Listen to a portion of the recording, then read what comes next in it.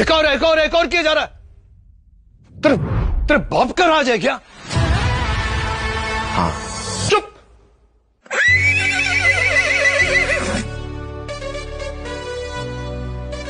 अब मैं टेक करूंगा और तुम सब चुपचाप देखोगे और सीखोगे।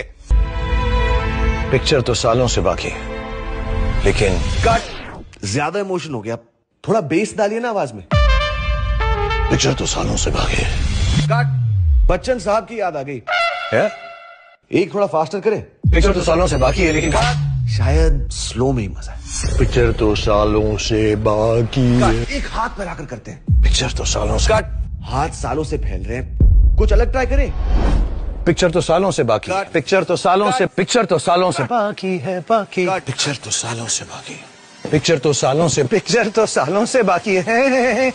एक और दे दो।